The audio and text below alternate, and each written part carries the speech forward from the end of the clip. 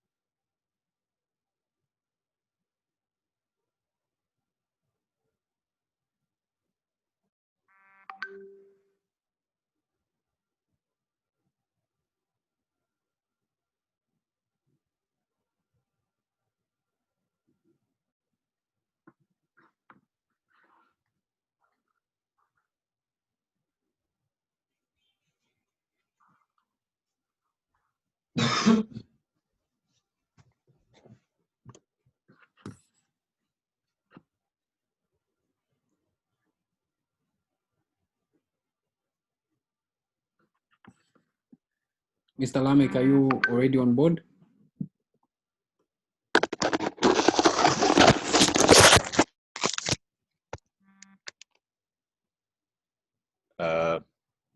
Yeah, is Mr. Lameck online? Yes, I can't seem to find him. Mr. Lameck, how are you, sir?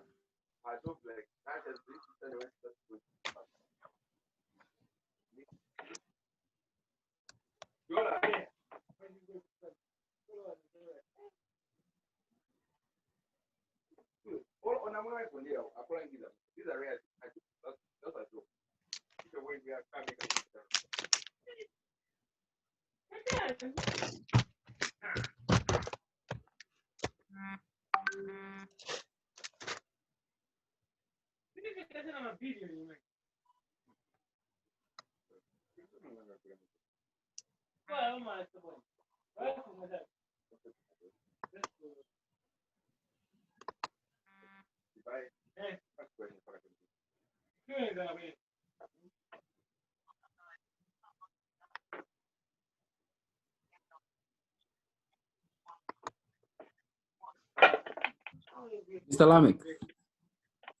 Mr. Lameck, sir. Let me just try to find out what is happening.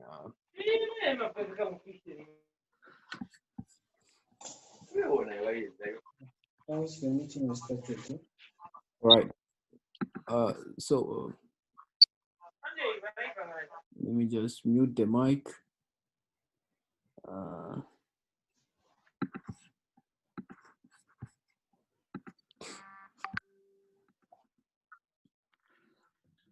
So, Mr. Lameck, you can kindly unmute yourself if you want to say something, sir. Okay. Thank you, sir. Is so free? Everyone is ready.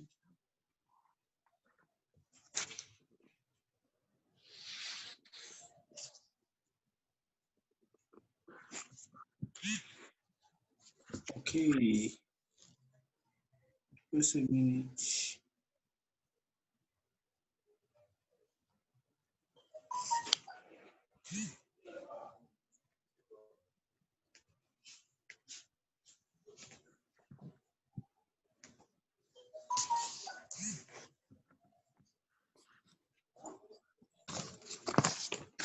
Yes. Good evening, sir.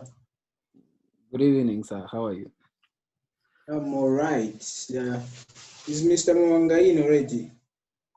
Yeah, I'm here. Are you able to hear me? Yeah, I'm able to hear you, sir. How are you, sir? Fine, and how are you, Mr. Lameck? I'm all right as well. Thank you so much, sir. At this moment in time, I want to welcome everyone to the meeting, which has been captioned "Becoming a Business Magnet." Yeah, and I'm your host. I'm Lameck Lungu. I'm actually doing economics, a third year at the Copperbelt University. And I would also love to welcome each and everyone who is live at this point in time. And I want to say thank you for your tireless efforts just to make sure that this meeting is a success. It is something which is not easy. It is something which is worthy of our appreciation. And at this moment in time, allow me also just to welcome our first speaker, who will be taking us into the presentation this night, Mr. Mubanga, all the way from Canada. Thank you, Mr. Lameck, and thank you for the privilege and opportunity that you have given us to come and interact on this program, and we hope we'll be able to share a few ideas about business in general and being a business a magnet. So thank you for this opportunity. You're welcome, sir. Thank you so much, too, sir, for being such a rare man that you've separated such a rare time for us to learn from you, sir. Welcome.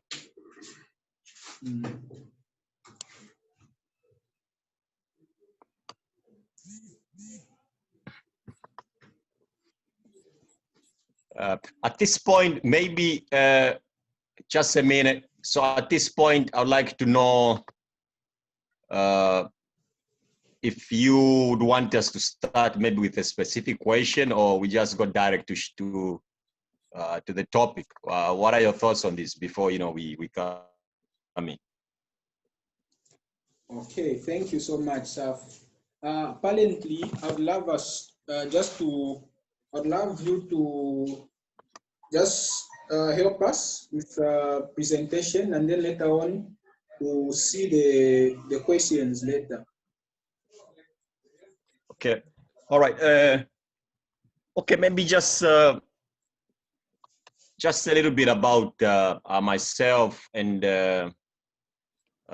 also I think to focus on the theme of becoming a business magnet, and maybe just to talk about a few things about that. Yeah, to those who are meeting me for the first time, my name is Muzenje Mubanga, and I'm about 2 years, maybe 8 months or so, living in Canada.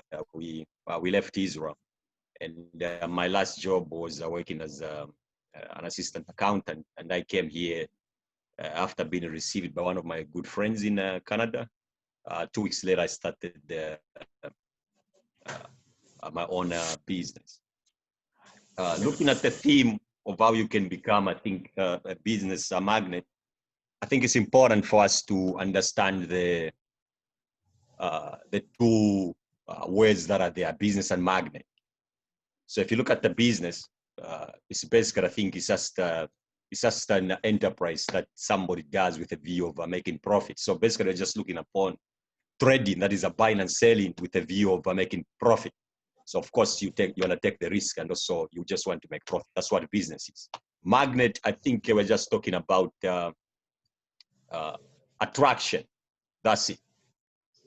So in short, how can we're talking about building a business that will continue making profits for generation, not just in your generation, but also other people's generation. I think, to me, this is where I want to focus on and see of the things that can help us build businesses that can last a lifetime and more than our generation of those, to come, those that are after we are gone, after our time is gone.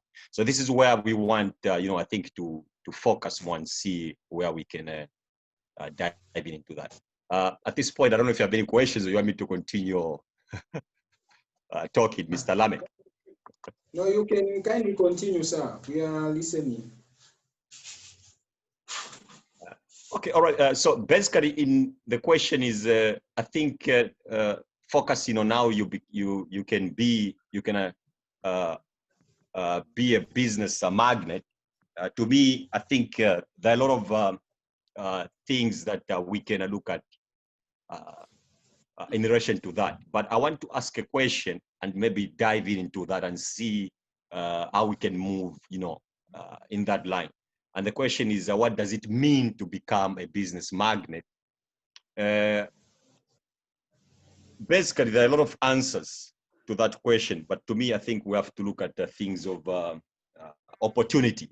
We have to look at opportunity as the basis of the thing that can help us move, that can help us build stronger businesses.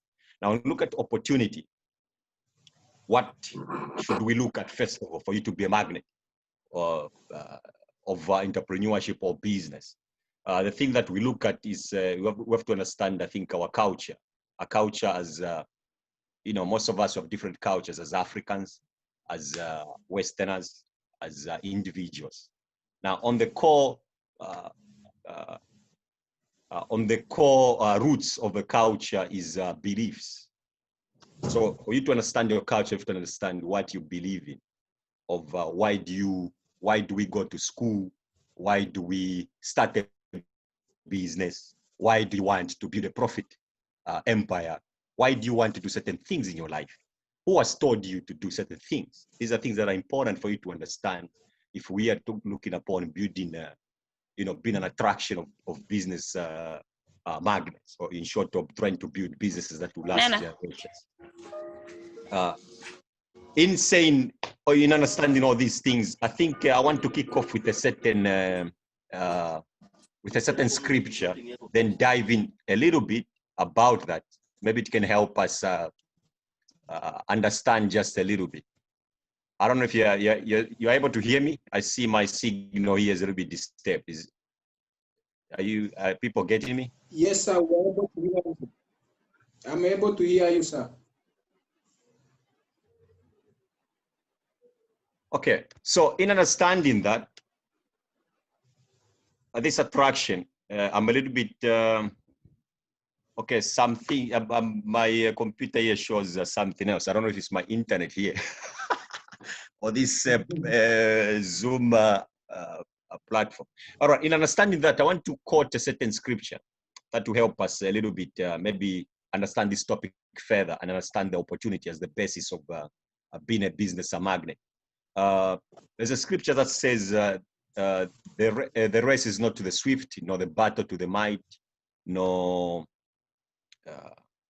food to the wise, or wealth to the wise, but it ends by saying, but time and chance happens to them all. It's important to understand that that scripture, what it says, I don't want to be spiritual, but I just wanted to quote that to, I think, help us understand the basis of how we can be business attraction. It says, it doesn't mean that when you are swift, that you're going to win the race. That's what it's saying. It doesn't mean in life that when you are well learned, then you're going to be a successful guy. It does not mean in the reality, in the universe of the laws of the universe, that when you are born from a rich family, then you're going to be rich the rest of your life. It does not mean that when you are born from Africa or you're born from low economy developing countries, then you will never be a success in your life. Also, it doesn't not mean for those of us who have a privilege to marry whites, doesn't mean that when you marry a white, then you'll be a successful guy. This is what the script is trying to say. But it reminds an interesting thing, that time and chance happens to all of us.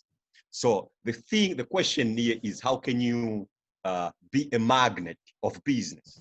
And how you become a magnet of business is to understand what time and chance is. The Bible defines a big word and breaks it down into two things. That's time and chance. Now, what is time? Time is just a period that, a period when something took place or something is taking place, like now, and something will take place.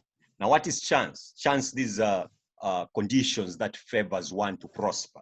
So where these two meet, they form the basis of all businesses. That is opportunity. They form a big word. So the Bible has defined a big word, opportunity. So opportunity is basically the bottom line. of where companies are built. Everybody look for opportunity. Now, the question is, how can you understand opportunity? How can you understand? It's the most complicated word if you come into a building attractive to be a business magnet. It's a little bit of a complicated word, because maybe allow me give a certain example so that you understand how complex it can be, and then break it down into small units. Then I'll leave the floor to Mr. Lameck to pick it up there. Now, opportunity, I want to give an example of, those of you who are not Zambians, there's a team in Zambia that a soccer team or football team that all of us, we used to look for. These guys were winning games. And these guys was like a complete set of a football team. And one day this team was going to play with another team international. And then there was a, there was a crash in Gabon, and we lost our favorite, the whole team. They died in that, for those who were in that plane, they all died. And the whole country went into mourning. They started, crying. We started, mourning our beloved team, national team that we had, that were playing, soccer well and all that. May their soul rest in peace. So anyways, as we were mourning, they declared a day for the country to go to one of the stadium called the Hero Stadium to go and mourn these guys. And, just to say our last tribute and all that. So when we did that, when everybody was mourning, focused on just mourning, there was a young man in that time. We focused on, he saw something different. He took, some money on debt, and also he took a truck and bought flowers. Now I'm going to use dollars for the sake of our other interactors who are listening from abroad. So these guys, people were mourning him. Was busy selling flowers, busy selling to others, $1, $2, $15. That was his focus. People are mourning. He was busy selling the flowers, $30, $10, whatever, things like that. By the end of the day, this guy was able to kick off his business, and was able to pay his debt, was able to even afford a mini car, and that's how he started a business of, selling flowers and all that. So in short, they say opportunity comes through the window and goes through the door. So you'll be at the door waiting for an opportunity, but it's already in your house. And also they say, even at the point of death, there are certain companies that make money. I'm not saying, it's like a bad example when you talk about death, somebody dies, things like that. But I just want you to see how complex opportunities. Now, how can you understand this base of opportunity? To make it easy for us to understand and to be able to be a business magnet, you have to understand that opportunity, one man says, where there's opportunity, where there's a problem or a challenge, on the other side is opportunity. So the easy way, in short, you have to get this opportunity and start seeing good things in your life, start looking at what problems are there. Africa has a lot of problems, and other nations. Among the common ones are water problems, infrastructure, that is roads and things like that. And also you have a number of countless problems. And some of these things, us as Africans, and those of us who are in Canada, and those of us who are in different nations, we fail to see, and only local and only international people sometimes see these things. For example, the same Africa today is flooded with Chinese, is flooded with Indians, is flooded with Lebanese, starting, different type of business in shawarmas, in what? The indigenous Zambians, they fail to see this opportunity. Similarly, also, Canada as well is flooded with Chinese, it's flooded with Indians, it's flooded with Lebanese, it's flooded with different people from nation, from, even Africa, and things like that. And people fail to see, the indigenous Canadians fail to see these opportunities. These guys are making it, and they're what? They're being one. So in short, my point is, for you to be a business magnet, you have to really understand the opportunity and start seeing a solution in every problem. And for you to see this problem, you don't have to really, you just have to look at time and chance. It doesn't, irrespective of where you're coming from. You can be born from a poor family or a rich family. We have the same platform of the laws of the universe. That is, we have the same time and chance. It's a matter of you seeing the difference. I think I bring it to you, Mr. Lameck. Otherwise, some of us, we can talk a lot and see how you can, try to guide us on this before I continue, if you want to hear more on this. Okay. Thank you so much, sir, for having me. Thank you so much for that presentation. And the other question is where being a business magnet is concerned, does it only relate to a small or a big business only? Does it only relate to small businesses or only big businesses? Basically, when you talk about that, it relates to both the small and the big businesses. Everybody, when you talk about opportunity, they just want to increase the opportunity levels. This is why people do marketing. They do market research, advertisement. They are all, you just want to favor, to make sure you create a conducive environment where you have a favorable environment yourself to do the business. So how do you create that favorable environment is by making sure you make known of your products to others. So it's all about just opportunity and spreading it so that everybody knows about you more and more, so that you have an advantage in the marketplace. Yes. Okay, thank you so much, sir, once again for the answer. Coming to you, sir, Solomon. Yes, sir. Sir Solomon, can you hear me, sir? Yes, sir. I can get you, sir. Yeah, sir.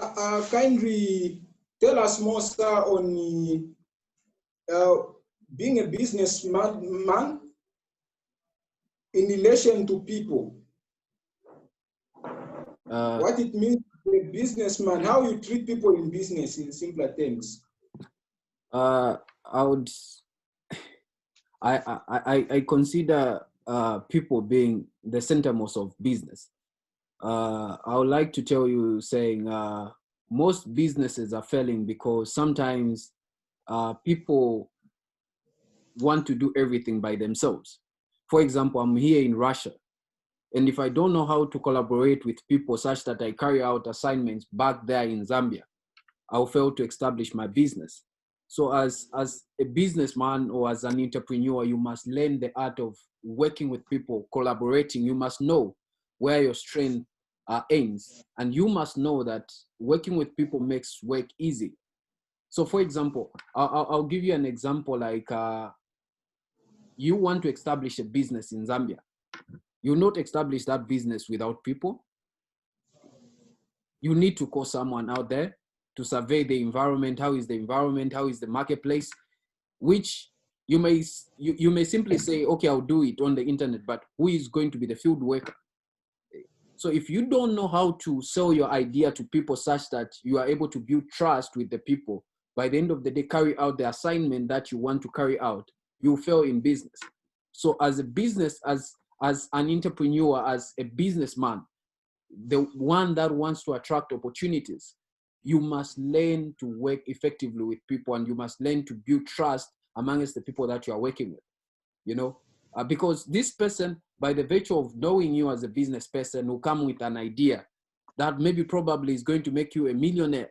So if they have not seen trust, they have not seen you effective in what you do, you fail to do that.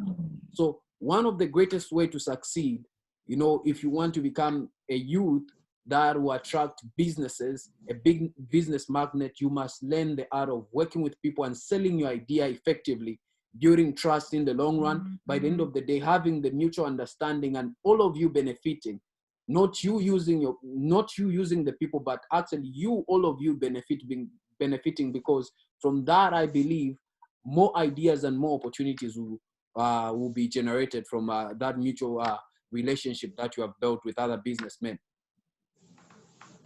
Thank you so much, sir. You are actually reminding me of a sentence quote which goes by, show me your network and I shall show you your net worth. Yeah. Sir, we all know that in businesses, like in economics, we say a business is never a smooth land. Okay. Yes. Meaning that in businesses, there are a lot of externalities which affects the performance of the business.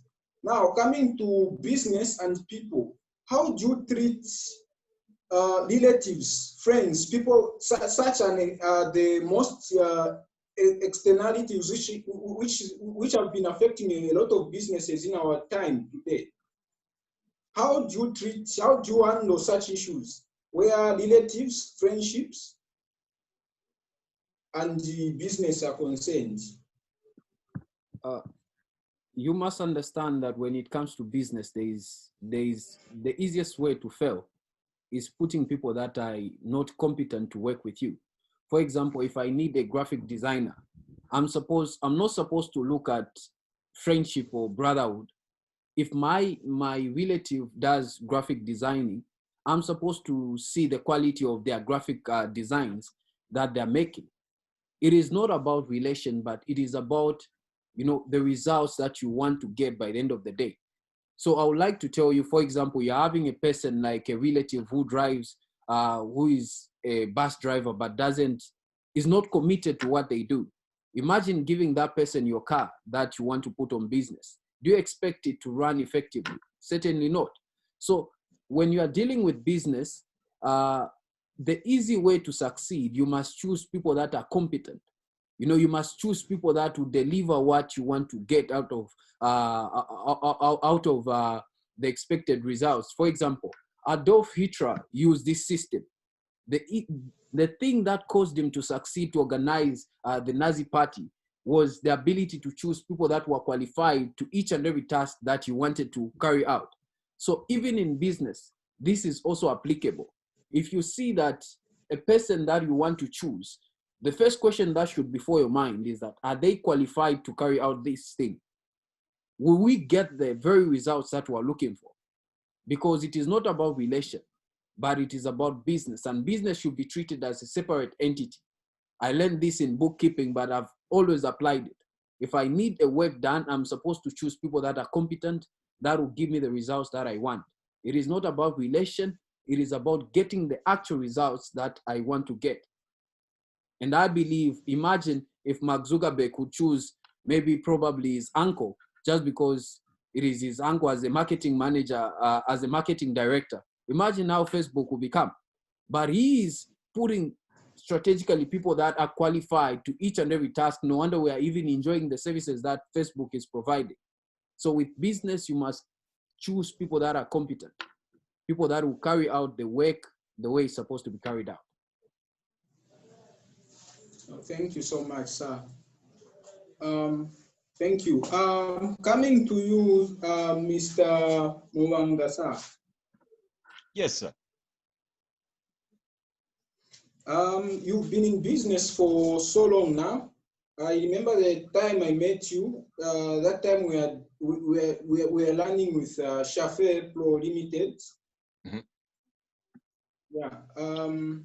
According to your experience in business, what are the core factors that you've seen that are effective for business success? Thank you so much, Mr. Lameck, for that question. That is a very interesting question. And I think I'll speak from my experience, the core factors for business success.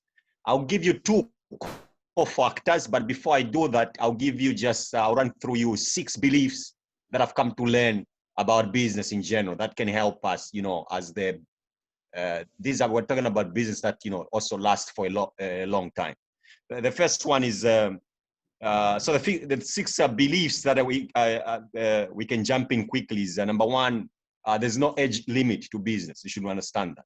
You can be a successful business owner at the age of 5, at the age of 10, 15, 20, 25, 30, 35, 40, 45, 50, and the list goes on.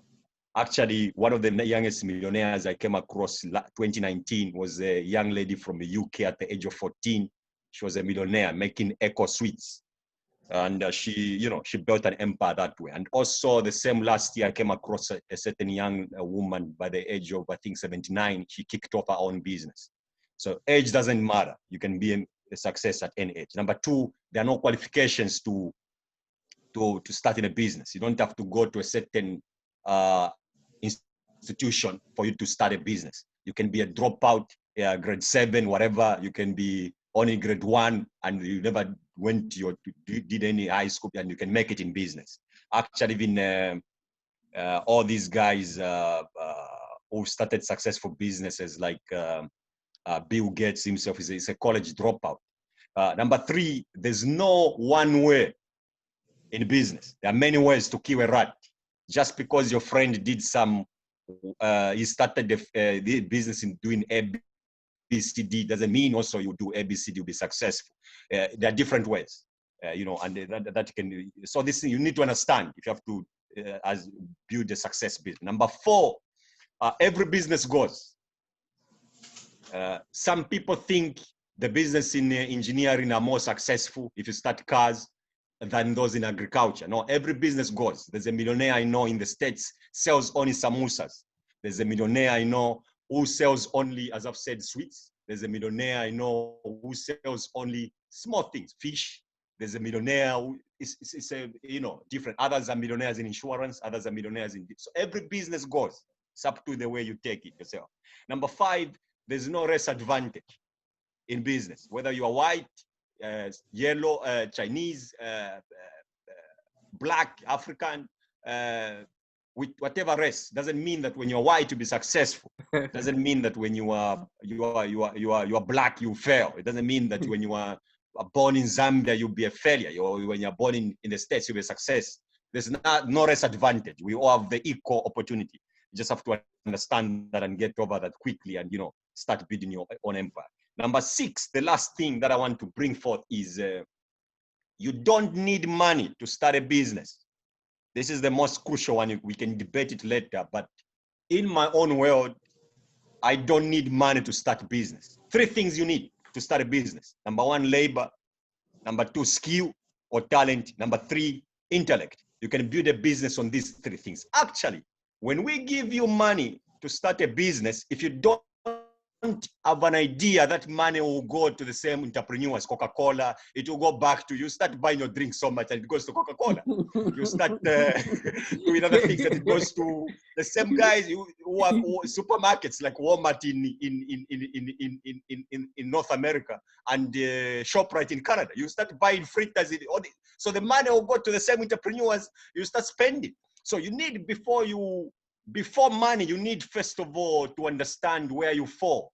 Are you a service business? Are you a tech business? You need to understand these 3 things, where you fall: labor, skill, or talent. Build your business with this. Build your capital with this. And any great company uses the 3. They use the labor, intellect, and they have the skilled people. They combine these. This is what makes a great company. Then answering your question, as a co-founder, I told you 2 things. Co-factors of business. I told you 2 things. But before I wanted to say these 2 things, I wanted first of all to say those 6 things for you just to lay a platform. The 2 things that I'll leave you guys with is the most important co-factors of a business success is number 1, personal development, and number 2 is service. These are the things that I'll leave you with. Now, personal development, these are questions why businesses don't last for a long time, or why businesses don't move forward, because the business is centered on the founder itself. And you as a founder, the first thing that you need is to develop yourself. Personal development in 2 ways. Number 1, personal development, you need to focus on yourself, to develop yourself every day, like the way we have in these conversations. Or you need to find some books that are in your area. You need to find those who are inspiring you. You need to find your belief why you're starting business. You need to find your core fundamental principles why you want to kick off any area of your business. I'll give you an example. There's a young man, a young boy who was condemned in school, whom we know. Some of you don't know. I'll remind you at the end of the story. Now, this young boy, he was called retarded in his mind. Like if you have 5 senses, like you're told, like you don't have all the 5 senses. And they so observed in school when they are teaching the children 1 + 1 = 2, him was understanding 1. They are moving to 2 × 2, him is understanding what plus is. They are moving to 6 × 36, him is understanding what equals is. So the teachers observed this young man had the deficiency in his mind, and they approached his parents. They wrote a letter they gave him a letter to give to his parents. When he went home, he gave the letter to the mother. The mother, when he read the letter, the mother cried in his presence. He asked, "What is the problem, mom?" In that letter, they told the school told the mother that we have seen your child, he has a deficiency in learning, and we feel your child needs special education, and this school can't offer that because he's lacking behind. So that's what was in the letter. But when the child asked the mother, "So what's the problem?" the mother did something that changed the life of this child. She told the child that the school have seen you as extremely intelligent, and they're failing to teach you. You are very extremely intelligent that they can't teach you. So they've sent you home that I can teach you myself. And the boy grew up with that. Personal development is important. He grew up, he believed that he was a great, he believed in his life that was great like that. But yet this boy had a mental deficiency. And this is Edison, the guy who produced electricity. After the mother had long gone, that's when he knew later that you had this deficiency, but the mother put something that is important for you. So you need to understand, as a person, you are unique in the eyes of God. You only have one finger, your finger pads. You are the only one among the 7 billion people we have. You need to know you're special. You need to know how valuable you are in the eyes of God and what you can do. So you need to know also the other thing about personal development. You need to understand the business that you are going into. You need to know everything about the business. For example, if it's fish business, you need to know where the fish is coming from.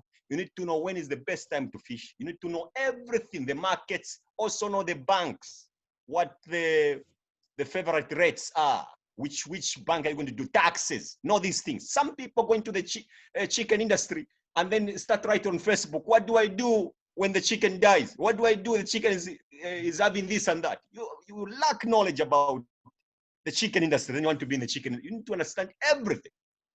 The last point, I don't want to talk much. Sorry, we have a lot of knowledge. So when we have passion we have passion for such conversations. So we want to impart knowledge, like load you up with a lot of information, but everything. But anyway, the last point is service. So personal development about yourself and about the business, and also service. You need to know that service is the greatest one. There's a scripture again which says, I don't want to be so spiritual and everything, but it says the greatest among us is a servant. All businesses are in the service industry. That's a core value, if you understand them clearly. Zambif in Zambia. The question right now that they talk about in the boardroom is, how can we feed Zambia? How can we make sure our meat is in every 17 million people of Zambia? And all what they do from their service is based on that. So don't focus on the money. Focus on how can I help my next neighbor? How can I make the other person receive this service? I end there for now, Mr. Lameck. I think we can kick off the ball in those lines. Wow. Thank you so much, sir, for that overwhelming knowledge. So there. One thing which I've grasped so much in this statement is service. Just to add on, you've taught me something I remember about the 2 determinants of a business growth, which are strategy and character. Yeah, in business, one who has got the ability to sustain a business has a character. And someone who has got an ability to grow the business, to expand the business, has a strategy. So prior to what you are saying, just to add on, in business, what I've come to understand is we must have 2 things, like you taught me, which is character and strategy. These are the 2 determinants of a business growth. And we also have to understand that there's a difference between expansion and growth. A business can grow without expanding, and a business expand when it is too small. So these are the two differences, two hemispheres of a business. Yeah, so these are the two things which a lot of people have been failing to comprehend. Hence, they incur a lot of losses in business because they lack the character and also the strategy. There's a difference between growth and expansion. A business can grow when it can expand, meanwhile it is too small. And the business can grow and expand at the same time. That is what we call term growth. Yeah, so these two things must be at equilibrium, must balance growth and the expansion. Yeah, and I've also come to understand that in business, a business has got faces. A business has got two faces, which is the in-front face and the back-front face. One of the mistakes which a lot of entrepreneurs make in business is failing to understand these two faces, which is the in-front and the out-front. The in-front entails one not to employ someone, not until the business has grown inside. That's where growth and expansion begins from. The out-front requires one to have fully grasped the concepts, the operations of the business. That is what we call expansion. So these are the two differences between expansion and growth. And it is therefore important that a business, before you decide to, before you employ workers, you must be sustenance, self-sustenance. You must reach a level whereby a business has fully known you. A business is like a person, just like we are. It has a name. It has got a sense of knowing. It knows. This is why when you are around as a business owner, a lot of customers are coming. When you are not around, no customers are coming. Why? Because the business has fully known you. It speaks. One day in your absence, when the profits, the returns are diminishing, it is able to tell you, no, something is wrong here. It is communicating. And it is therefore your right as a business owner to engage, to find out what is wrong. So these are the few things that I wanted to add on growth and the expansion. Coming to you, Sir Solomon. Yes, I'm here, sir. Yes, sir. In relation to business, I know that business is never a smooth land. Yes, sir. Yes, sir. What are the, how do you, we know that business is full of disappointments. Let's say you make a plan, but the plan does not work according to what you've planned. Okay, how do you handle losses in business? How do you handle failures, disappointments in business? Business basically is, you know, I remember in the words of Mr. Mubanga, Muzenje, he said, the mindset, first of all. You know, you as a business person, you are supposed to think ahead of time, you know. And one of the things that you must know is that in business, there will always be competition. When you are succeeding at a particular thing, just know maybe another competitor will come in with maybe probably, because competitors, basically, they carry out a research, how you sell your products, how you are, where you are getting the raw materials to produce those products. So you must be, whenever you are doing business, you must think, in which other business can I invest my resources such that even if this business at one particular point will not give me the actual money that I was expecting, but I will not stop running this business because the other business will be producing income that will help me sustain and strategize on this other business. Are you getting what I'm saying? Yes, I'm getting you, sir. Yes. So when you strategize like that, even if competitors come, you understand, when you see competitors coming, they are doing business in a particular way that you are not aware of.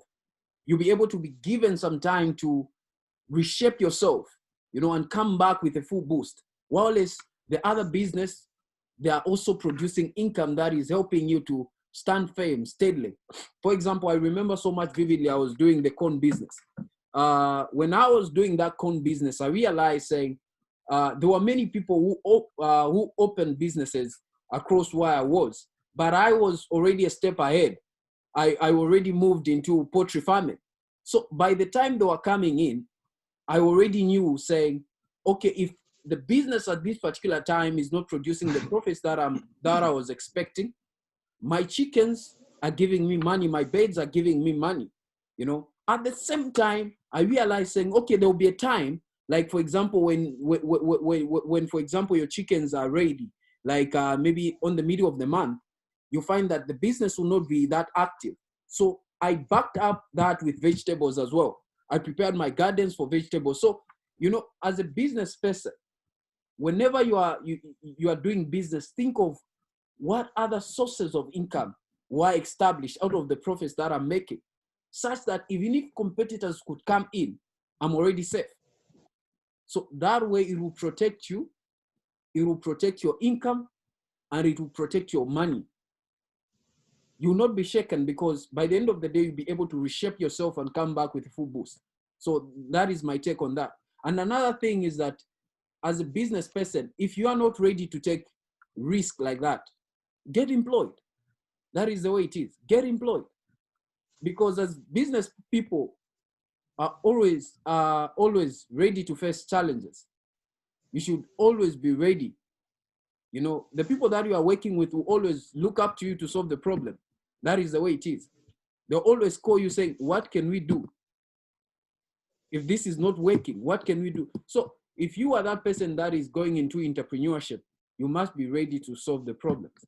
So that is my take on that. And problems will always be there, but just prepare your mind, saying no matter what happens, I'm supposed to reshape myself, think ahead of time, how I'll be able to strategize, each and every day, thinking, how can I make it better? Such that even if a competitor could come, don't you tend to wonder how Coca-Cola has been able to stand the test of time without being shaken? Pepsi came in, but still Coca-Cola is still standing. There's a strategy behind all that. There's how they market their products. They reshape, they rethink. So that is the way it is. As a person that wants to become a business magnate, that is preparing the mind to venture into business, you must always think ahead of time. Think ahead of time. If this happens, what is my next step? What other sources of income can I establish? So that is my take on that, sir. No, thank you so much, Sir Solomon, for telling us how to handle business failures. Maybe there's anything to add on, Sir, Mr. Mubangasa. Is there anything that you can add on how to handle business failures? Yeah, in addition to what Mr. Solomon Amulanda said, I'll begin by giving a certain quotation by Martin Luther King. He said, if you cannot run, walk, and if you cannot walk, you crawl. Whatever you do in life, you keep moving. I also want to quote one quotation by Isaac Newton. I think he's one of the favorite physicists. He says, "I've seen more because I stood on the shoulders of giants." So all these things, they come in together: knowledge, keeping moving on. Now, three things that can help you handle your business failures is: number one, identify a problem. And when you identify the problem, write it on paper. Don't start thinking in your mind. Think with a paper. Write down, I have a problem of failing to expand here. I have a problem, this marketing is not working. I have a problem, this, I don't know what to do with this. Then simple, seek the knowledge. Ask people who can, whom you think can give you some answers. Some of these problems we face is just going to the bank and ask questions. Some of the problems is just approaching some marketing guys and ask them the questions. And they'll give you the answers and see how you can approach the market. Number two, that's the thing, you need to seek the knowledge over that. and see how you can get the, the help. The last thing is listen to your business also. The business speaks.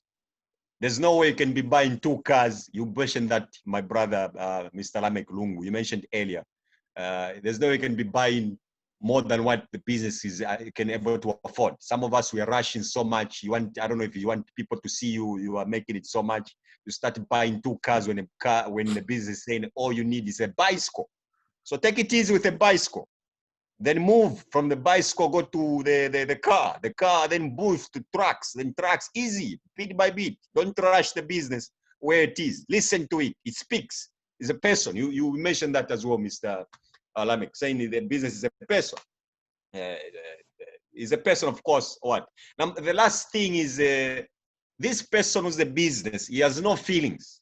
So don't attach your feelings so much to business. Sometimes you have to make the right decisions for the sake of the business. For example, if the business needs someone for them to let them go, I know the emotional touch there. You have to let them go for the business to succeed. Then if the business needs more people to come in, then bring in more people. Sometimes even, I think Mr. Solomon has touched on that as well, the relatives. Don't attach so much emotions and start bringing your relatives in the business. All these things, they contribute. So be strategic and leave emotions in business. Deal with the business as it is, and all that. I end there, Mr. Lungu. Wow, thank you so much, Mr. Mwangasa. You just reminded me of something on skills of great business magnates. Yeah, which is one of them is emotional intelligence. I believe this is a key thing in business, emotional intelligence. A business shouldn't be controlled by emotions. There are times where you are going to incur losses in business, and by virtue of when you are being controlled by emotions, you feel as if it's a clear indication that you must quit doing business when it's not, because you are hurt, your feelings are hurt. So that is very much important, emotional intelligence in business. And the other thing that I've come to understand in business is communication intelligence. This connotes to being able to prioritize, number one, your customers. Know how to talk to customers. Know how to talk to investors. Know how to talk to workers. That is communication intelligence. And then the other thing is relational intelligence. A business is like a cobweb. There is a symbiotic actually relationship in business between people and the business. A business cannot succeed without people. People are the priority, are the number one priority in business. So there has to be a liaison in business for business to be a success. So those are the things I've come to understand, 3 things in business, which is emotional intelligence, communication intelligence, and relational intelligence. I cannot make it alone in business. I need people. We cannot make it alone. No man is an island, like they say in business. Like in economics, we have got a principle by Adam Smith, the father of the modern economics. He said, the more we seek to meet the needs of the society, is the more that we become enriched indirectly. And that principle, he quoted it as the invisible hand. So the more we seek to meet the needs of the society, is the more that we become enriched indirectly. It's the more that our needs are being met indirectly. So that relates to what you've actually told us, which is service. Yeah, we must be passionate about what we are doing. Our vision, our businesses should become our goal, should become our dream, should become our purpose for it to be a success. I think from now we are just going to take some questions from the audience. If there is any question, you can kindly please type and Mr. Solomon will be able to read them out.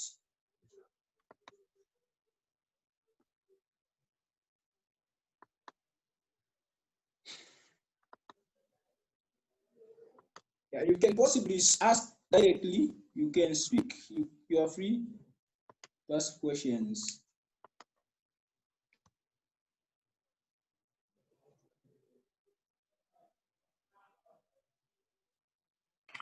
Good evening, Mr. Yes, Moderator. Godfrey. Sure, evening. How are you? Have I been given the chance to speak, or the lady can go first? No, you can speak, sir. Okay, thank you, sir. How are you, sir? I'm all right, and how are you, sir? Great. I must make mention that you look interestingly handsome in that suit. Thank you. I'm humbled. Yes, to the true discussants, thank you so much, Mr. Mlanda, and the big man in the other corner. We really appreciate. I think mine is just a contribution. Mine is just slanting towards the legal framework of a business. I think in Africa, most especially now, we kind of have neglected one part of business, and that is making sure that you protect your intellectual property. Many young people have come up with brilliant ideas, very good ideas, ideas that can, just turn this world around. But because they've never protected those ideas have ended up being stolen by other people, and they've made money out of it. And so I think my contribution is that as young people, the minute you have a business idea, you write it down, you do all those small activities that will secure your ideas. It's paramount that you even visit the patents and companies place PACRA, you register your business properly, you have a business certificate, so that your ideas and your aspirations are protected. Because there are times when we have the best of business ideas, but because we haven't protected our intellectual property, other people end up capitalizing on that very business idea. And then later on, you are called the spectator out of your own match. So it's very important that as we canvas business, I'm not a guru at this thing, and I love the fact that Mr. Mlanda and the other discussant and you, Mr. Moderator, are sounding very Christian about the whole topic. You are bringing the ideas very well together, and they are blending, huh? And so I have learned that it's high time we become businessmen, because in employment, I can confirm with you that we are second-hand slaves. We are second-hand slaves, and if you don't like to take instructions, you may miss it. So with that being said, allow me to put my ideas to rest by leaving the other people to also add their voice to this very amazing discussion. But thank you again for the time and chance. I'm listening. Thank you so much, sir. No, thank you so much, sir, for the contribution. It's very important in business to be compliant also to the laws of the country, because we are in a world where we've got a lot of competitors and a lot of things happening. When we are not compliant, our businesses will be at stake. Yeah, I saw a hand. Godfrida, you can kindly please ask a question. Can you hear me? Yes, we can hear you. Yeah, okay. So I've got a question, and I also have a contribution. So maybe let me start with my contribution. And by the way, I came a little bit late for the meeting, but I was able to understand the things that, I understood. The points are really good, and, there's so much to learn. So my contribution is that, you know, we as youths, especially, you know, we need to be business minded, because I believe, you know, business has got more opportunities. And one thing that I've come to realize is that almost everything that's like happening around us, you know, it has to involve business, because even education itself, you would agree with me to say education is business, you know. So business is very much important, and it's something that we as youth should take up, you know, which means coming up with ideas, thinking outside the box, and being able to take risks. So because I believe business is all about risks. Yeah, so that's my contribution. And then my question, there was something that interested me when you were talking about emotional intelligence. So if you could please talk more about emotional intelligence, what exactly do you mean that if a person needs to start a business, they need to have that emotional intelligence? What exactly are you talking about? Thank you. Oh, thank you. Emotional intelligence is simply connotes to your ability in emotional management, on how you manage your emotions. Okay. Yeah. I think Mr. Mwanga also has something to add on emotional intelligence. Uh, you brought Mr. I think I don't remember exactly if it's Mr. Solomon or Mr. Lameck. You mentioned something about the business itself as an entity. You need to understand the definition of a company. If you have to look at accounts, for those of you who have done accounting, so it's just a legal, a business or a company or anything. It's just a legal person. This person survives. He has rights. He's a legal person. And then this legal person is run by people who have emotions. This guy doesn't have emotions. So when you go to emotional intelligence, it will be complex if you start going deep. But first of all, you need to understand the thin lines there, that there's an emotion, there's a person who's not emotional, who's just legal. But there's also is run by people of emotions. Some of them are accountants, some of them are in marketing, some of them are security guys. All these guys that have got certain emotions when they're running these even issues. For example, they experience death in the families. They have all these things. So don't mix these emotions with business. When it comes to business, if you have to decide someone to let them go, it's just an example, then let them go if they're not doing well. Just because they are related to you, or just because they went through a certain dilemma in their lives and they started performing low, warn them nicely to start performing well. If they don't, let them go for the sake of the business to succeed. If you are keeping chickens, just because this guy was recommended by Mr. Solomon Mulanda says a guy for the chickens, and this guy stopped doing the chickens well, don't be so much emotional connected there. You have to save your business. So make decisions if you have to let them go.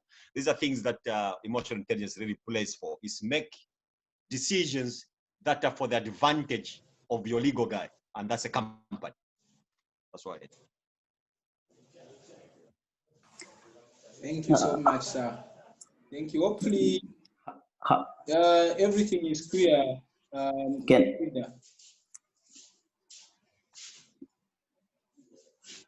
Yes, it's clear. Thanks. Yes, sir. I can. Okay. Mr. Nyam, you can contribute something, sir, or any question. How are you doing, sir, Mr. Lameck? I'm okay. And how are you doing too, sir? I'm all right. I'm all right. I'm enjoying and learning you guys. You're so amazing. Yeah, and We are learning, I'm so pleased to just see how you've grown intellectually, and I can tell that CBU is doing a good job, and keep on pursuing that career. I believe there is hope for Zambia. Thank you, sir. The only thing that I want to, just to contribute, because I believe somebody has already said that someday all of us, we're going to try to embark on the business. And this is exactly the right time to just gather the knowledge so that as we get to embark on this journey, we'll be able to connect the dots together and then be able to move forward. Well, I like all the principles that you've said. When I just get to look at life on its own, like life as it is as life, is full of competition. And if you can connect the dots to what this scientist, my beloved scientist, I love him so much, Charles Darwin, I don't know if you've heard of this guy, he is a biologist. You see, he said something interesting, of which I've heard a lot of people in Zambia trying to use the same expression, saying the survival of the fittest. Actually, is the one who is behind that expression of the survival of the fittest, after he discovered how, you see, living organisms in the ecosystem, they are trying to, well, to interact, you see, and as well, due to the fact that maybe there are shortages of the things that, of course, are necessary for life, then they get to fight for those resources and then to get to move on. So trying maybe to connect that aspect to the business, and all the dots I'm trying to connect from all the wonderful speakers we're having, I learned that in business, if you want to be successful, you, of course, somebody mentioned of a character and all that, you see, I believe it's a game of survival of the fittest. You have to really know how to connect the dots together. You see where actually these dots I'm talking about is the strategy. You see, of course, knowing the people you're dealing with, and of course, how to talk to the customers, of course, the service, which of course somebody already mentioned. So for a business to just continue to live, I think it's a game of survival of the fittest, because we've seen people have started business and they have, those businesses, they have died. But we still see people that, of course, they have mounted on wings like eagles, and businesses are still moving forward. So the best we can do is to ask ourselves the questions, to learn more from such people who are successful, and just to see where we've made some mistakes. And thank you so much for everything that has been given to us, and trust me, we are learning, and the best we'll get to wish is to try to implement these hypotheses that we've heard from different speakers. Thanks a lot. Thank you so much, Mr. Nyambose, sir. I can see a hand from Grace Msonda. You can please ask a question or contribute something. I have a question on Mr. Muwanga's presentation. He said you don't need money to start a business. He said you need skill, labor, and intellect. I was wondering if he can kind of explain the last part, which is intellect, what he means by intellect.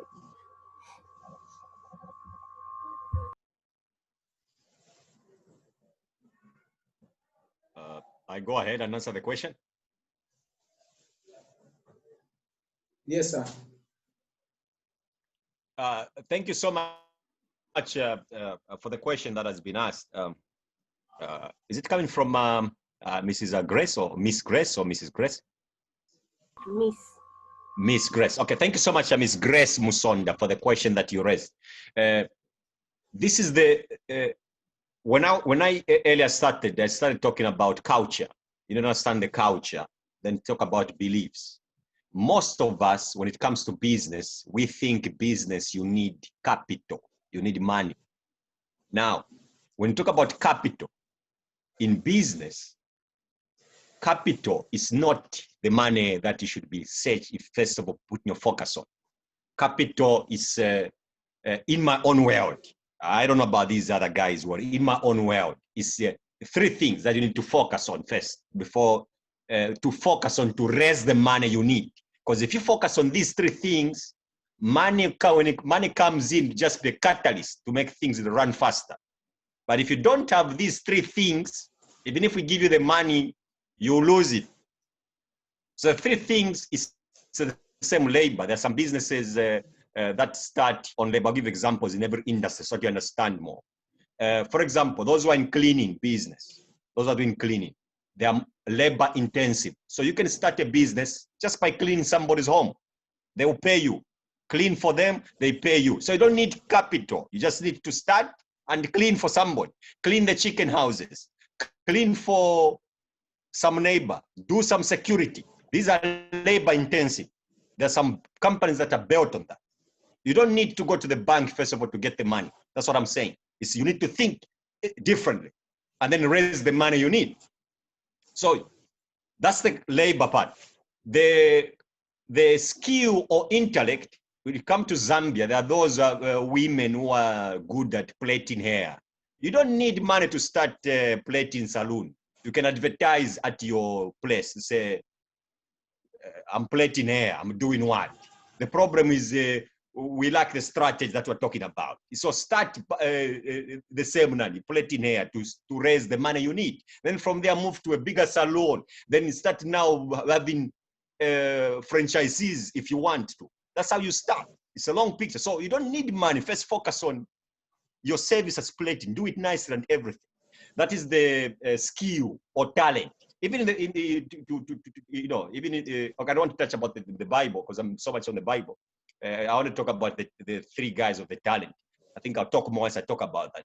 Let me move to the last point. Intellect. Intellect, we are talking about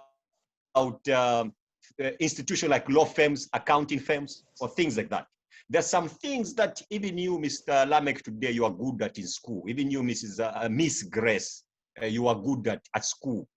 Among all the 7 subjects or 9 subjects or 5 subjects or 6 subjects or 10 subjects that you may have done, there was one that you are naturally good. So you can use that intellect to start teaching. Let's open a teaching center. That's how Zikas, by the way, was started in Zambia. It was a teaching center. Then later on, it became built up. It was started by a guy who just started teaching accounts. Then from nowhere, he built Zikas. So he never looked for manifest. He started teaching, I mean, inside the things like that. Indoor teaching. Then later on, he built a school. Then the school, now it's known as Zikas. So these are the principles that you look at. Don't focus on money. If you focus on money, you want to build a generational business. So focus on the service or the provision that you should provide, something that you should provide there to others to enjoy. You are created with something to share. You have to share. Actually, when you talk about money, money has got its own principles. If you want to make money, if you want to have money, there's a scripture that says, you know, blessed is the hand that gives and the hand that receives. Those are principles. Those who are making money, they give. It's another complicated principle that if we go into it, it will be more complicated. But for now, to make it easy, the basis of business is not really money as the prime. It's there is 3 things that you should find in my own world of understanding. Then great businesses, they balance the 3. Like Zambia, they balance, they have labor, security guys. They have skilled people, those who are in the offices. I mean, those who are cutting certain type of meat. They have the intellect, those who are in the offices. So all these skill how to cut a sheep, a cat or a cow, I mean, it has certain skills you have to cut. You don't just cut. Myself, I'm not a butcher. I can't cut in a certain way. So there are certain skills that you can do that. So I don't know if Miss Grace have helped on that. I don't know if you still have any, questions on that. Thank you very much. I have gotten on, but do I still have this platform to ask another question? Can I go ahead? I think I as well have a question.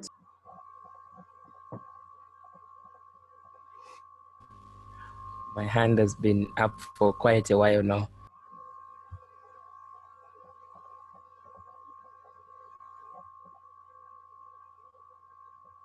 Mr. Lameck, people are asking questions. Yes, sir, give sir. First of all, I would love to. You can kindly.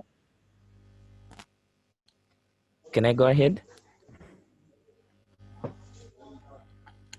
Sure, sir. So as I was saying, first of all, I would love to thank all the people that are behind this program for having made it possible. I'm really getting to learn a lot of things, and I just wish that it could go on and on and on. I would also love to urge those that have attended that let us also not only be the hearers of what is being discussed here, but also the doers of what has been discussed here, because it is only through us venturing into certain things that have been discussed that we're going to really get to encounter the things that that are being talked about. So my question is, there are times when opportunity meets chance, and you find that this person ventures into this business simply because opportunity met chance, and then this business is proving to be doing so well to them. And then how would you help such a person?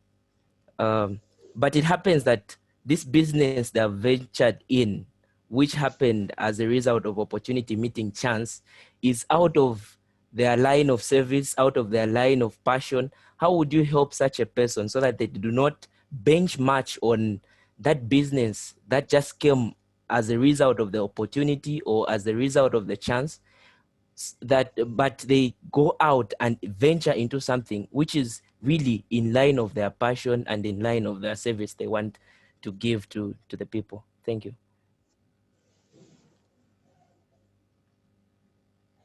Okay. Samuanga, you can kindly take up the question. Yeah, thank you for the question that you have brought. I was trying to see the speaker's name, just to thank, I like thanking by name. The moderator, you want to remind me the name of the speaker who was from asking? Mr. Gift. Mr. Gift, all right. Thank you so much, Mr. Gift, for the question. To answer your question shortly, I think I'll just answer it shortly by giving you an example of, I think it should be ABSA. There's a bank in Zambia that is called ABSA. Are you aware about that bank? Yes, I am. Yes. That bank, there's a group in South Africa. You have in Zambia what we call Chitenge, whereby, I don't know if you call it Chitenge, where you put monies together. Okay. Then these monies, you have a group of people, women, they put money together to help, for example, one woman in that group to help her run whatever. There's this system, you know it. Where you have each Chitenge system, they put money together, then they help one family, just like that. The next month, they put again money together, they put this different family. That's how ABSA is coming from. There's one guy who saw an opportunity, a white man, I've forgotten the name of that, I can go into the history of that. But there's a white man who saw that opportunity and took it to a bigger level, and ABSA was born. And it's in nations. He developed that system. And it grew up back as one of the banks that we are using now nowadays. So, answering your question, if you move into a business because of opportunity and time have chance, if you move into that business and you lack knowledge, you lack passion, you lack interest, it will grow, but it won't grow to the extent of generational. If you move into something, because business has certain challenges, my brother, just to let you know, that will give you some really tough time and everything. So if you don't know if you don't have passion for that, chance is it's seasonal sometimes. The season will be over. What happens when the season is not there? What keeps you in those dark moments is your passion. So you need to have passion in something, not move because it's making money. Other people are going into the fish industry because fish is making money. You need to move into the fish industry because you love the fish, because you understand the fish, because you should know swimming, even if you have a fish pond, because some things happen that will allow you to swim. If you don't, then you'll die in the water. So these are things, even if you have a pond, people have died in ponds. So these are things you should do. You should have passion in this fish, when is the best time to fish. Don't move into it because time and chance has happened. For me, I discourage people to do that. I'll encourage you to move into the area where you understand well and you have knowledge. So before passion, know the knowledge first.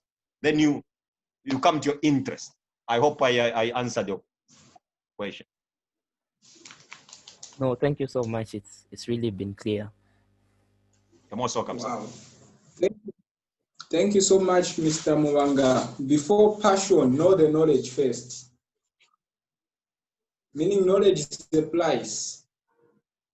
Okay, thank you so much. I've seen a hand from Mr. Nyambose, sir. You can kindly ask, sir. All right, thank you so much. My question is directed to the main speaker, Mr. Muvanga. I want to ask, I think if I remember very well from the start, you mentioned to say it doesn't matter where you are, the conditions and all that, you can still like start up the business and then the business can move forward.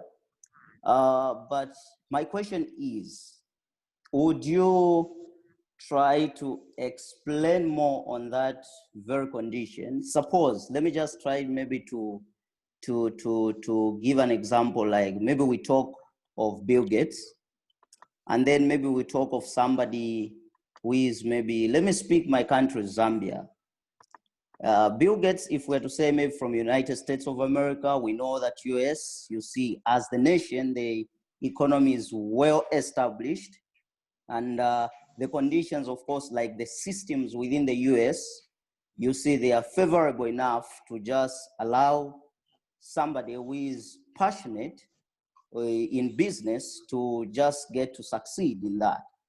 Now, if you said that the conditions don't really matter, what if you are in a country where systems, you see, like the systems are not favorable enough, like you're doing all your best, you have your passion, but you see there is this drag force. Your systems are not operating very well. Like the current situation, the way it is, we're back home, I know like we are still limping down economic wise. So in such an environment, how do you try to flourish in your business to a point where, how do you become a billionaire in such an environment? Thank you. Thank you so much, sir. That's Mr. Joseph, right? Yes, sir. Yes. Yes, sir. Mr. Joseph, thank you so much for a very important question. First and foremost, how do you know United States is flourishing? Because I'm staying in Canada. There are challenges here as well.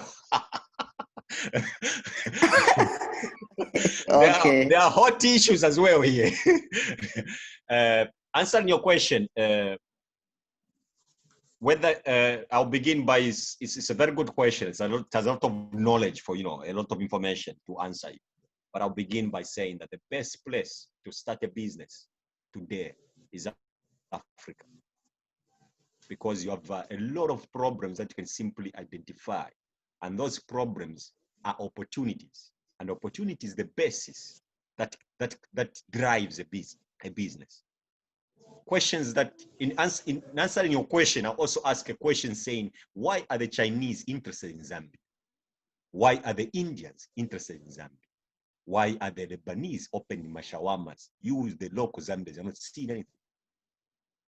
So the best time you can start a business is when things are really, when the culture is really affected the way it is affected.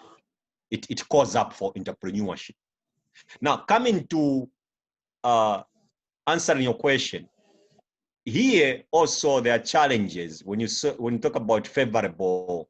Of course, Africa has not so much favorable, conducive when it comes to taxes, the bank, when it comes to also bank services, the interest rates are so high, but that doesn't mean that it should stop you. Mr. Solomon mentioned something about problem solving. Entrepreneurship or business in general, or entrepreneurship in general, is about solving a problem. One of the problems that we solve is coming across the same challenges, and these challenges, if you solve them, they make you to be successful. Africa itself has also millionaires. In Zambia, there are people who are doing well, like Zambif guy. It started as a butcher, then he saw a vision, then it moved to a bigger scale. There are millionaires also in Zambia that are self-made millionaires whom ourselves don't even see. So looking at the biggest mistake we make is, first of all, look to other opportunities. I mentioned earlier that it doesn't matter whether you are born in a poor family or whether you're born whether you didn't go to the university. Some people, they get affected because he had 6 points and never went to university. Just that 6 points has destroyed him because he went at trades. That's why he ended.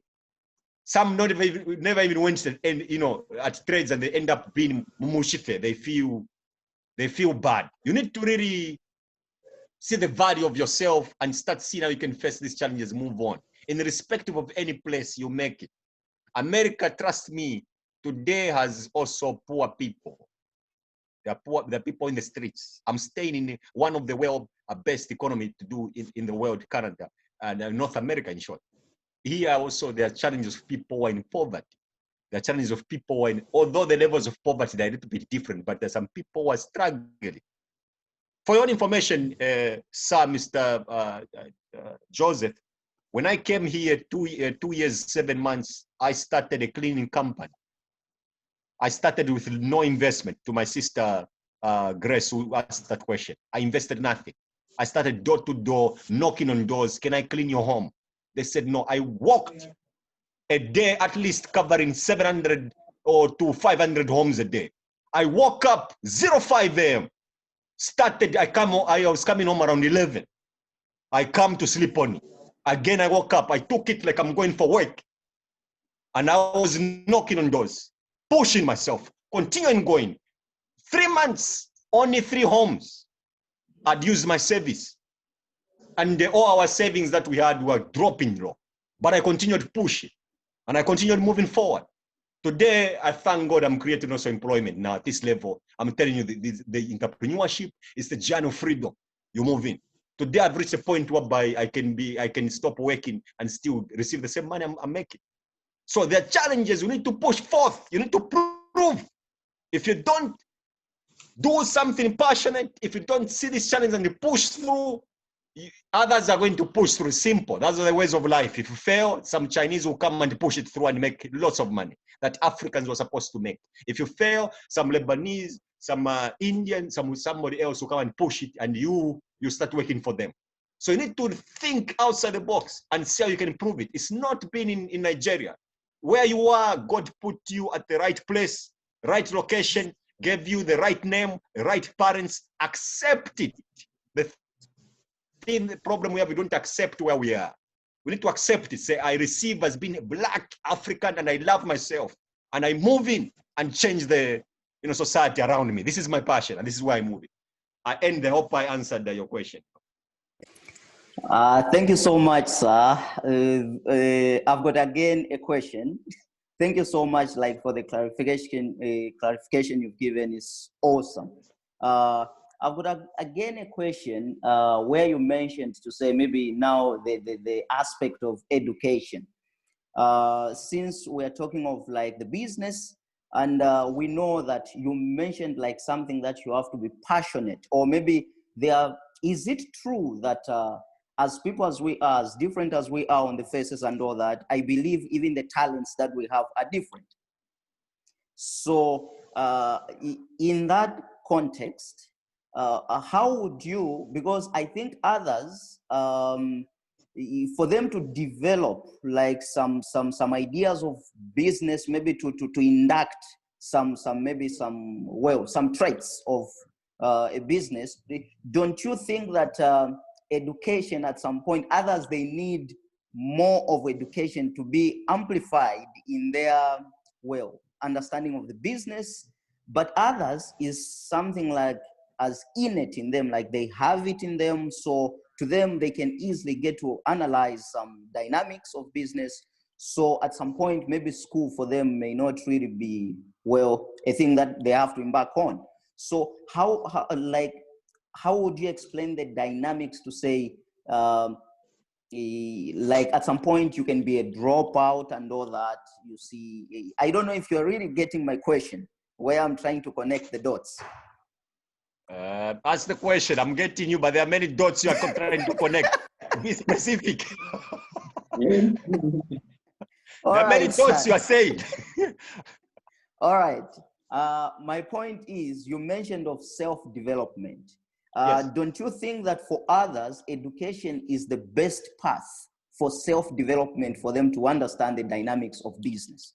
And others, they don't need that. I see. So you're saying there's some natural born and some that need some teaching. That's what you're saying. Exactly. That's my question, especially on the aspect of self-development. Okay. I spoke earlier on culture. Okay, a person who's born right now, my son, I have a son and a daughter. Thank God for his blessing. My son right now mindset to be different because his father is an entrepreneur. Okay, you will see some things that will be growing with. There's those children who are born in a family of their parents are entrepreneurs, and they naturally see how the father did his transactions. Also the father mentored them, like he was their mentor and everything and all that. It's different from myself. I was born, my father was a medical, a lab technician. I never knew anything about entrepreneurship until at some point of my life I was adopted by certain parents who later anyway, they like disowned me. But those guys who adopted me were entrepreneurs. They didn't want me to marry the wife I married now. So I said, I love this girl, I'm married her. Then they disowned me. That's the only thing, okay? They wanted me to focus on education and other things. I told them I'm going this way. And they thought of whatever. So like, it's not a bad thing they left me. I don't want you to think so much. But my point is, it was at that point I learned I need to, like I have entrepreneurship. I need to dive in entrepreneurship. Also, when I lived here and coming to Zambia, my last visit was 2017. When I saw Zambia, whether I like it or not, yes, it brought some things. We're very fine in infrastructure development. It pained me. And I saw a lot of poverty. Whether I like it or not, we are a developing nation. There's some guys who are really here wasting certain resources that when you look at them, you're like, in Zambia, I can use them for really to save 5 families and all that. And my passion for business is really to help Zambians and work with entrepreneurs. Now, in answering your question, education is in 3 levels. There's academic education, and there's professional, and there's financial education. Academic, you are taught in school.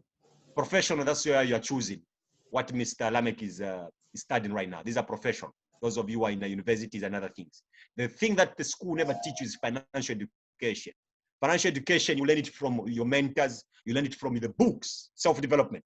You learn it from those who understand business. And financial education falls, whether it has the same universal laws. You reap what you sow. This is a universal law. Whether you like it or not, if you don't build your business, it will never succeed. If you don't market what you sell, it will never sell. These are laws. You need to market yourself. You need to understand certain principles to make it. So I hope I'm answering your question, but there is nothing like natural born. The natural born comes in that line that I said. If you are born in a family of your parents, you just naturally, without even knowing.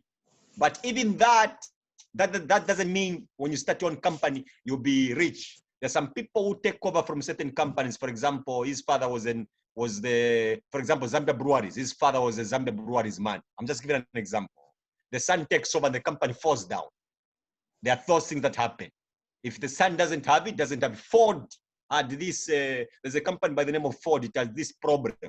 Ford himself had issues with, in this company, they wanted the son to do, he had a certain vision that everybody saw it could accelerate the company faster.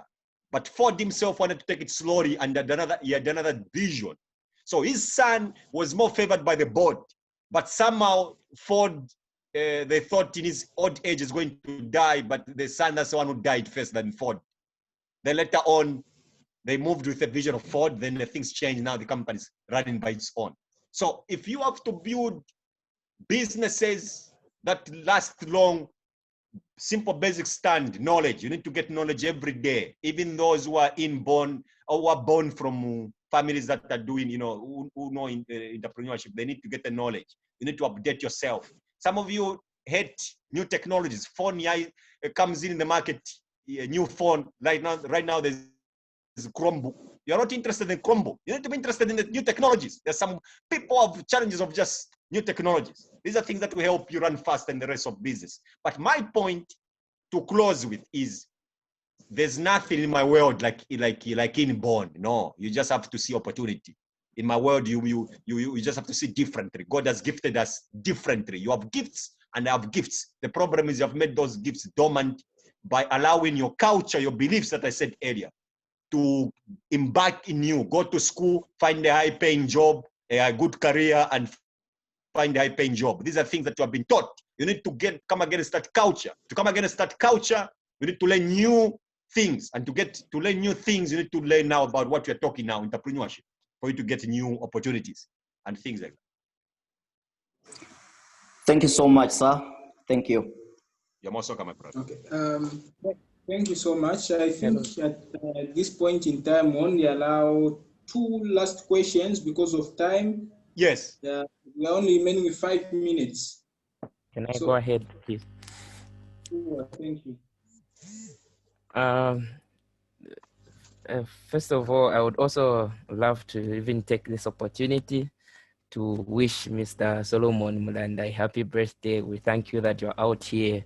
Some individuals would have been out there just relaxing and opening the gifts they would have received, but you're here imparting knowledge in us. And I would also love that this question gets to be tackled by the two speakers. There are people who've been rejected by society. It could be because of their past lifestyle, their condition of life, or maybe a bad report that had been written against them. The example I can give maybe is Pablo Escobar. Would agree that Pablo Escobar was one stubborn drug lord that Colombia had ever had, or maybe I believe even the world has ever had. But at one point, Pablo Escobar decided to render service to the people of Colombia so that he could win their trust. And this happened like that. The people, because of the service he was offering to them, they trusted him. This helped him to even gain political recognition and gain all that authority. But later the people realized what type of a person Pablo Escobar was, and they turned him down.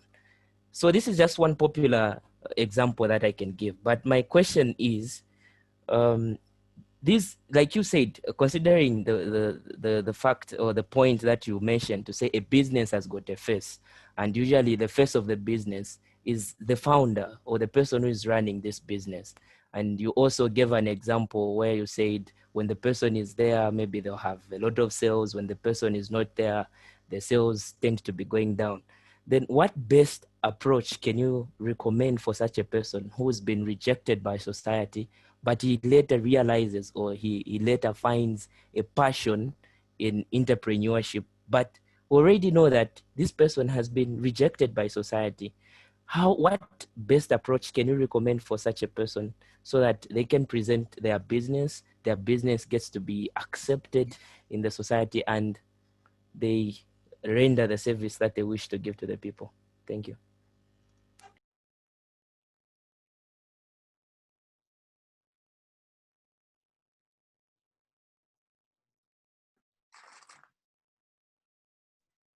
Mr. Mzenje, are you around?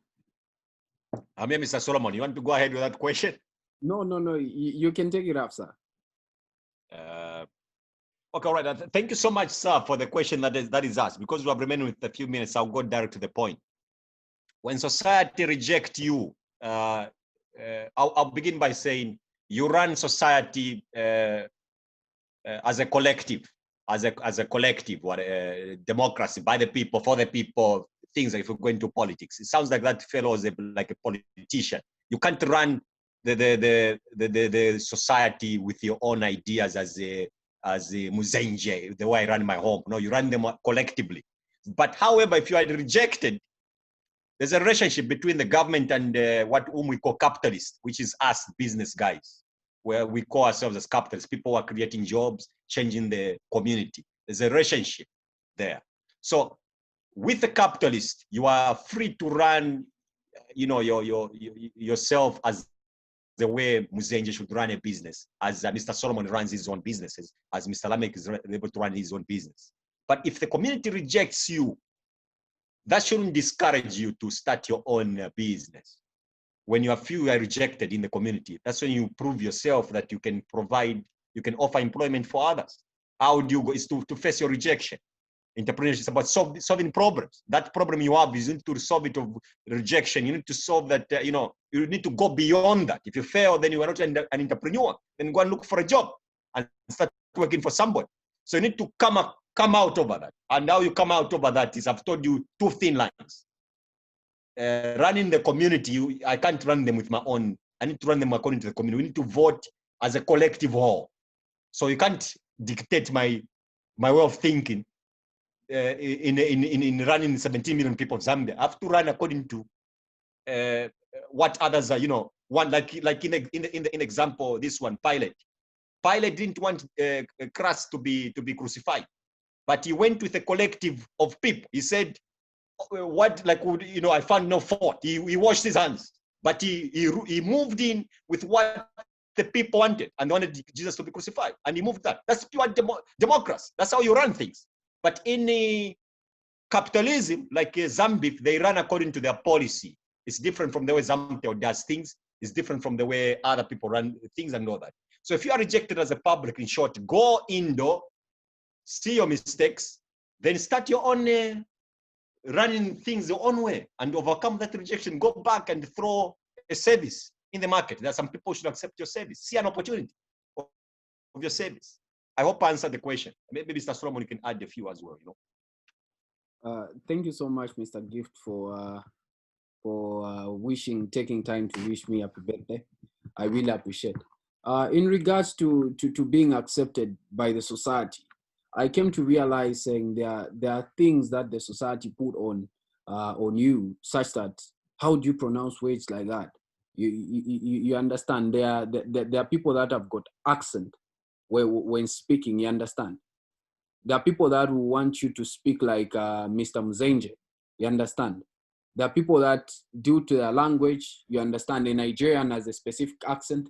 So if a Nigerian wants to be accepted in the society in the way that Zambia sounds when speaking, it will be totally unfair. So you must learn to understand, saying, sometimes the society will not accept you, but that does not make you a bad person. What the greatest conviction that you're supposed to have in terms of Pablo is what he was doing. Was he a changed person? Because if at all he was contradicting with himself, that means he's at war with himself. So you must understand, if something you're doing it out of a good heart, just go in.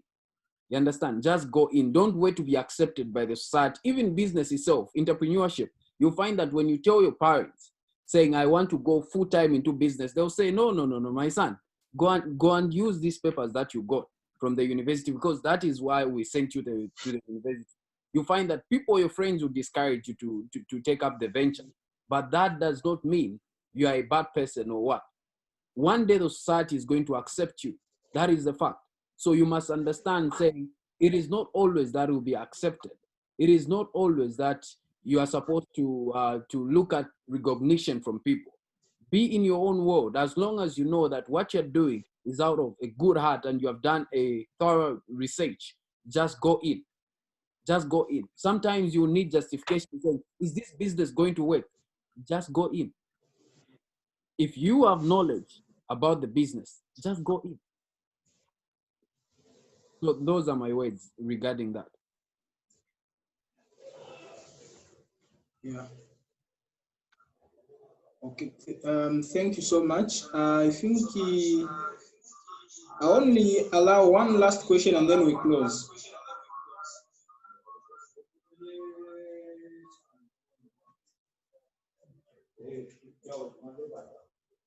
Yes, sir. Mr. Joseph, I can see your hand, sir.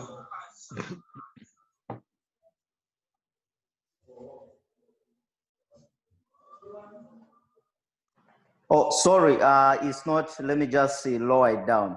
I don't have a question. Thank you. Okay, thank you. Miss Grace, you can please ask. I wanted to find out, like, putting in the first sessions of the Zoom meeting, we learned about advertisement marketing as a way of helping to develop a business. So I was wondering, how is it, since they're not really, how do you get to a larger group of people through advertisement? Like, on what platform can you use to get to a larger amount of people when advertising your product?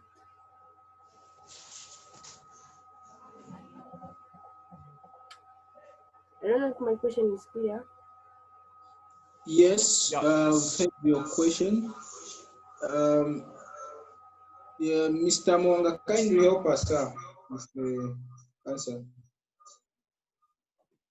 There are many platforms to do advertisement. You have Facebook, you have Twitter, you have LinkedIn, you have Google, you have, I think, even other several media. Among them is also billboards. If you're coming in, also TV, if you're coming in Zambia, I'll talk in the perspective of Zambia. Check Tradekins, their greatest asset is to advertise. So on the news, they use the news so much. So check the companies that advertise on the news. These guys, they use so much of the news, the Tradekins. It works for them. So to answer your question, Ms. Grace, is how you can reach a larger factor is find out what works for you. Start billboards, for example. If billboards are working, then stick in that area. For example, Zambia billboards work so much for them. If it's ZNBC that is working for you, then use ZNBC. If it's other media platform that may work for you, radio, then use the radio. If it's flyers, where you yourself, you just put flyers, word of mouth, then use word of mouth. So the mystery of the market is every platform works, but it's you as an entrepreneur to find which one that works best for you. For my business in Canada, I did a lot of advertisement and through malls, through door to door, a lot of door to door. And what is working for me right now is Google. We've put my company is a Princess Cleaning Services. We put it as on Google, and we've put organic. It's working by its own. People find us organic. We are not paying any money. I just put it for it to run by its own. The only thing that for it to run faster, I need only, what is this, reviews, people to leave a comment that these are guys, they do a great job. That's what I just tell people.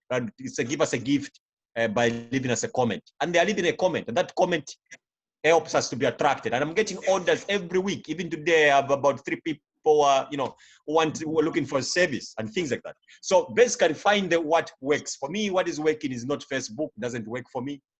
Twitter doesn't work for me. LinkedIn doesn't work for me, only Google. So I don't know what may work for you, but all these platforms can be bigger irrespective of, what you want to do. I'm done. Thank you so much, sir. Hopefully, Ms. Grace, your question has been answered. Yes, it has. Thank you very much. Thank you. And lastly, I've noticed the presence of Mr. Riston Manamokwa. I would love to give him an opportunity, maybe if he has anything to say, and then we follow up with the closing remarks with Mr. Mubanga. Then we close the meeting. Well, at the moment, I don't have anything to say, but I just want to thank you for the meeting and the invitation to the same. Thank you very much. No, thank you so much, sir. Thank you. Yeah, for now, I think we'll hand it over to Mr. Mwanga to wind up with the closing remarks, and then he will release us. Thank you so much, Mr. Lameck Lungu, and thank you so much, Mr. Solomon. It was a really pleasure to. Happy birthday! I didn't know that it's your birthday. Happy birthday, my brother. Thank you so much. I really appreciate that. Yeah. All I can say, I think, in closing is, Zambia, for us to really make our kwacha even go down, we need entrepreneurs, and we need the local entrepreneurs. High time, most of the time I've been told, go to school, my son, find finish your course and go and work. It's high time we start thinking of how we can create businesses and start businesses. And the time is now. That's the only thing I can say. It's now. It's the best time for us to go in, start with whatever you have that you are good in, and stick in that area, grow it big, and see how you can, create employment for others. I think that's it. I have to, with these few words, I thank you, Mr. Lameck, once again for the opportunity and privilege that you have given to interact with this man. I'm done, sir.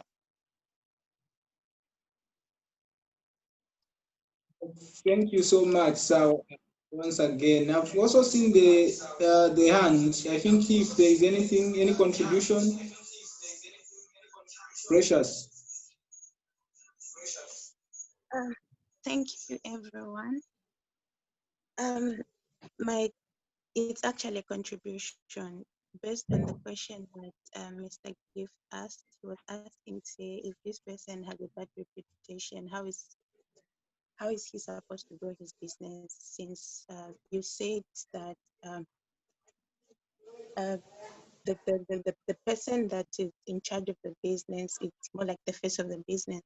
So based on that, I would just like to say that everything comes in when there's knowledge, because when there's knowledge, when the person comes up with something very good, no matter what they did in the past, this, let's say for instance, if they came up with maybe they want to be selling a certain product and that product is good enough to a point whereby people are only interested in that product, that is going to speak for them, and then the products will be selling themselves because of the quality. So people will not look at the fact that they did something in the past or whatever. They're going to look at maybe the knowledge. They're going to love the knowledge or the products they're selling and not the character.